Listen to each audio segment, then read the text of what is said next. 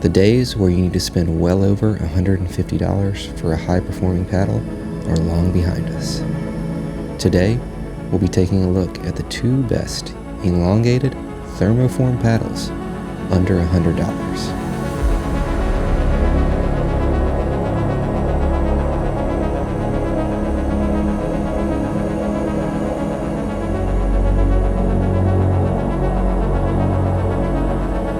The Neonic Force and the Spartus Gladius Centurion are two elongated thermoform paddles, both being under $100. With the introduction of these two thermoformed elongated paddles, the price for thermoforming paddles have drastically changed.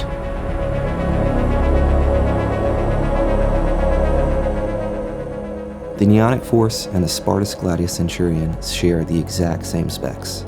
They're both elongated, they're both thermoformed, they're both 16 millimeters in diameter, and they are both $99 before discount.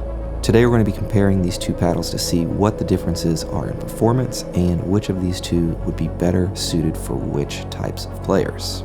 Both of these paddles are exceptional paddles, and I really wouldn't give the edge to either because I think they fit a slightly different demographic of pickleball player. The only real difference in the specs of these two paddles is the length of the handle. The Spartus Gladius has a longer handle because of the way that the neck tapers up higher compared to the Neonic Force. Both, however, do offer plenty of room for a two-handed backhand unless you have absolutely enormous hands. For power, I'd give both the Spartus as well as the Neonic Force a 4.6 out of 5. Now, these are not topping the charts by any stretch of the imagination, but they do offer a healthy amount of power to rip big drives and serves. Here's where we begin to see the big differences in these two paddles. For control, I would give the Spartus Gladius Centurion a 4.2 out of 5, and the Neonic Force a 4.0 out of 5. The reason behind this is because the Spartus Gladius Centurion is a little bit softer and has a more plush feel to it. In terms of spin, these paddles perform quite similarly. I'd actually give the edge just slightly to the Neonic Force, giving it a 4.6 out of 5 and a 4.5 for the Gladius Centurion. Now on to the metric that separates these two paddles the most, which is pop. For pop, I would give the Neonic Force a 4.5 out of 5. It's quite a poppy paddle comparative to the Gladius Centurion, which receives a 3.5 out of 5. As mentioned earlier, the Gladius Centurion has a much more plush feel to it, and the Neonic Force feels like the pop on it is quite a bit higher and the ball really jumps off the face in terms of hands battles. For sweet spot, since these paddles are so similar in terms of specs, they both receive a score of 4.2 out of 5, which is a good score. Anything over 4 is really a nice sweet spot that isn't going to be noticeably small or hindering your ability to have nice, clean, forgiving hits.